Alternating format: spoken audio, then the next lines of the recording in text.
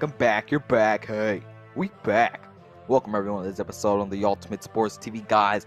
Going to the 2020 NFL Draft, we saw that one positional draft board and had to highlight it, and that was the wide receiver class of the 2020 NFL Draft. We knew they were going to razzle and dazzle once they got on the field and were able to showcase their skills.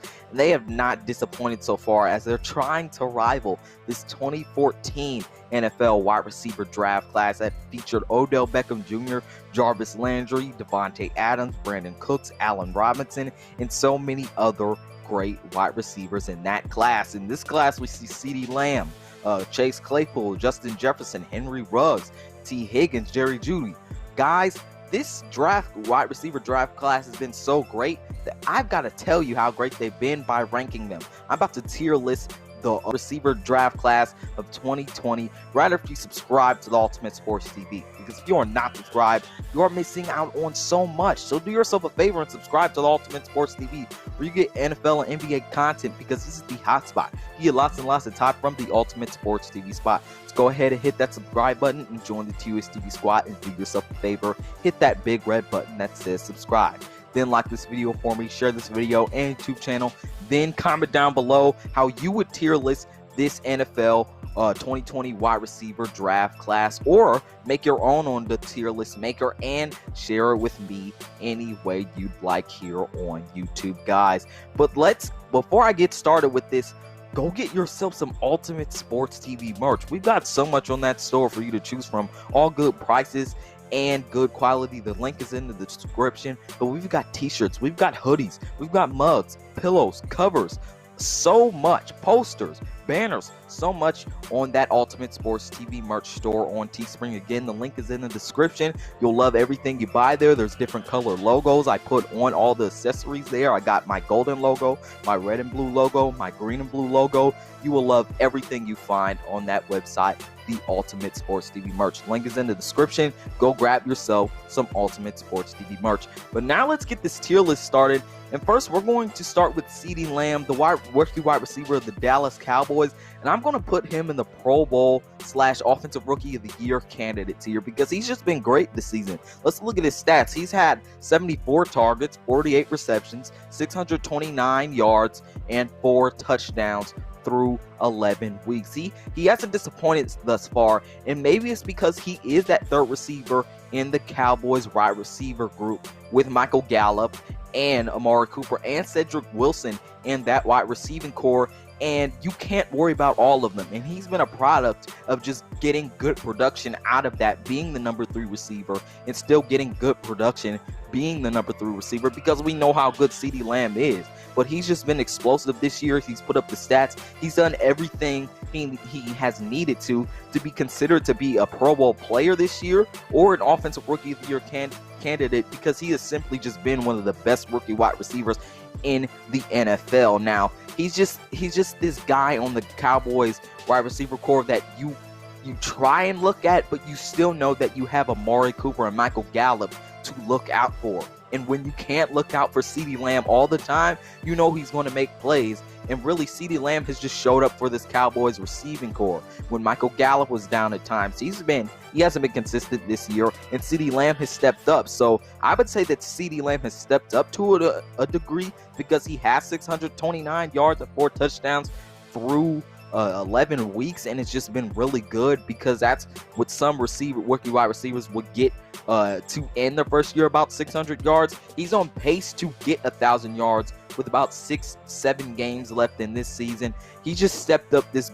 big time this season for the Cowboys in that receiving core, especially because he is the number 3 receiver. He's not going to get all the attention in the world, knowing that he plays on the same team with Amari Cooper and Michael Gallup, but he has stepped up this season. He has put up good numbers, and he has razzled and dazzled this season. Now let's get to Michael Pittman. Now, he had some injuries to start the season. He has been pretty good this year. He's played 1, 2, 3, 4, 5, 6, 7 games this year, and he has 24 receptions, 302 yards, and 1 touchdown. Now, most rookies in the league have played all of the games this season and have as much production as Michael Pittman does. I'm going to put him in this flashes of light tier where you haven't done too much, but you have been pretty good this year. He's had some breakout games this year where he had 100 yards versus the Tennessee Titans. Like I said, he hasn't played every game this season, and he still has 300 yards. If some rookies wouldn't even be putting up this amount of production right now. He's just been great. As the sample size he's been in, he's just put up some numbers: 1 touchdown, 12 yards per reception, 302 yards this season. He's put up great production. He's looking like he can be that number 1 receiver for the Colts, because a lot of times T.Y. Hilton is down, but he has looked like a good number 1 or number 2 receiver for the Colts, because as soon as he stepped in, he's done great, and he's put up some good numbers this year, excluding the Jacksonville in Minnesota game versus New York. No, not that, but versus Baltimore, he put up 56 yards, and as of late, he's just been great. He put up 100 yards versus Tennessee and 66 yards versus Green Bay. Michael Pittman has just put up production so far, and the sample size that he's been in, I think he goes into that flashes of light. Now, if he had played more games this season, I'd instantly put him up in the solid production / mid-level consistency tier, because I believe if he had played more, he would have put up more production and dazzled more, because he's just been a great player this year, and he's really put up great production and looked great and stepped up for the Colts and being one of those reliable receivers for Phillip Rivers. But because he hasn't played that many games, but still has had some good production, he doesn't go in the little impact tier, but he does go into the flashes of light tier in this wide receiver 2020 draft class of this tier list. Now let's move on to Brandon Aiyuk, and he's made some special plays this season, and I know a lot of you know the play where he leaped over a Eagles defender into the touchdown, and he's just been an awesome playmaker this year. He's put up production. I am going to put him in the flashes of light tier. Well, nah, I'm going to say solid production / mid-level consistency tier. Now, he has 35 receptions, 446 yards, and 3 touchdowns. He hasn't looked like that number 1 receiver, but he has been a reliable receiver for those 49ers quarterbacks, and it's just been a carousel of quarterbacks this year, barring all the injuries to Jimmy Garoppolo and their backup quarterbacks. But he has had solid production, so that's mid-level consistency this year. But let's just look at his game-by-game numbers. Some of his notable good games was versus the Giants, where he had 5 receptions and 70 yards, versus the Miami Dolphins, where he had 3 receptions, 44 yards, his first 100-yard receiving game versus the New England Patriots, where he had 115 yards, and then he puts up 2 more games down the stretch to go down to week 10 from week 7 to week 10. He puts up 7 receptions for 115 yards, 8 receptions for 91 yards, and 7 receptions for 75 yards. So I think he's had good production this year. I think he stepped up also, and that's just something for all of this draft class of wide receivers. They've stepped up big time and been able to have production throughout this season. I think that's what Brandon Aiyuk has done this season, and he's had solid production and mid-level consistency, knowing what this 49ers receiving core has looked like this year, because it has looked injured and thin. But he has been injured some this season, but he has done good in the time he has been in. 400 yards, 3 touchdowns, 12 yards per catch, 35 receptions. Now let's move on to this flashy rookie, Chase Claypool from the Pittsburgh Steelers. He has flashed all of this year with some incredible talent. He's going into the Pro Bowl / Offensive Rookie of the Year tier list. Now, he doesn't have better stats than CeeDee Lamb, so I won't put him there, but he has been one of those guys in that Steelers receiving core that has just made them look dazzling. He's made that receiving core look great, because you can't worry about all of them. You can't just worry about Deontay Johnson. You can't just worry about him. You can't just worry about Jeudy. You can't just worry about Eric Ebron. They have a good amount of weapons, and Chase Claypool has put up some good numbers. 559 yards through 11 weeks, 8 touchdowns, 10 touchdowns from scrimmage. He's been pretty good. He's been a touchdown machine, and he's been putting up historic numbers as he scored 4 touchdowns in the game versus the Eagles once. 39 receptions, 559 yards, 14 yards per catch. That's pretty good, and 10 touchdowns in total this year. He's just been having great production. He's dazzled. He's made plays, and he's Mapletron. He's just Mapletron. He has great stature. He can catch the ball very well. He knows how to toe tap on the sideline. Chase Claypool has the talent. He's done great this year. He's produced this year, and he just looks like a Pro Bowl player from his stats and when he's on the field. Because, Ben Roethlisberger does not usually trust all of his rookie wide receivers and his young wide receivers. He's had to this year, and come with that, Chase Claypool has arisen and given someone Ben Roethlisberger can throw to, and with that, he's given good production for them and been a touchdown machine. So Chase Claypool will go in the Pro Bowl / Offensive Rookie of the Year candidate tier. All right, people, now let's move on to Justin Jefferson, the gritty master of the touchdown dance, guys. He's just impressed this year. He's had incredible stats.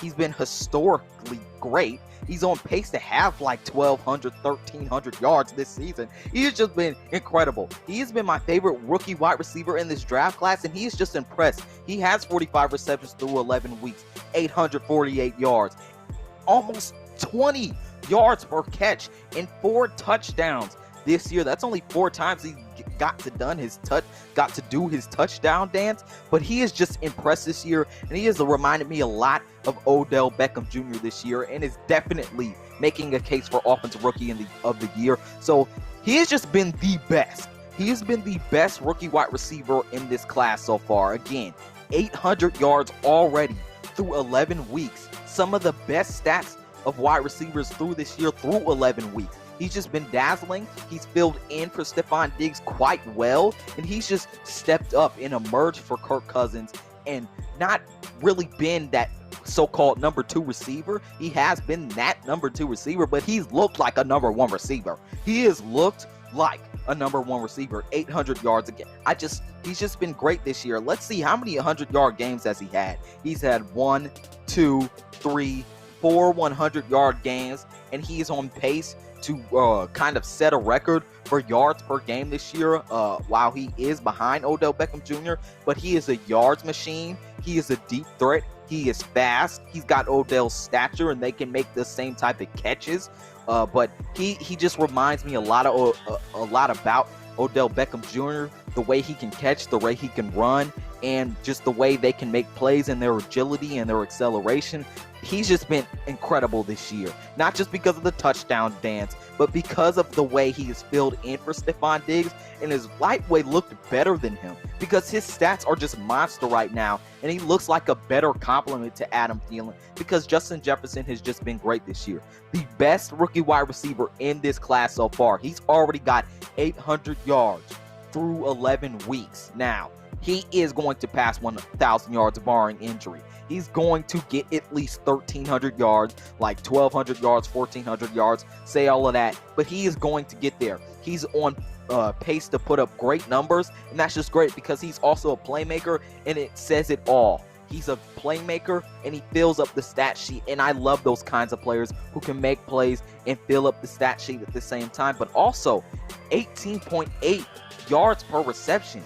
I love yards per reception stats. I think it's just great, and he is a great deep threat for Kirk Cousins to go to, and again, he's just replaced Stephon Diggs wonderfully. Now, Stephon Diggs has had a great time over in Buffalo, but he has just replaced Stephon Diggs so gracefully, so greatly. Already, his stats just amaze me, and he's on pace to have a historical rookie season. He's a playmaker, and he can fill up the stat sheet, and I just love Justin Jefferson as a player. Just so great. He can fill up the stat sheet, and he can make plays. Now let's move on to Henry Ruggs. Now, he was one of my favorite receivers coming out of this draft class. I thought he was going to be great, but he has disappointed so far. He has disappointed. There's no way around it. So I am going to put him in the little impact tier. Now, it could be because of the scheme that the Raiders have. It could be because of Derek Carr not throwing on the ball a lot. He is a great deep threat. He has 1 touchdown in this season, though. He has 1 touchdown, 200 yards, and only 14 receptions through 11 weeks.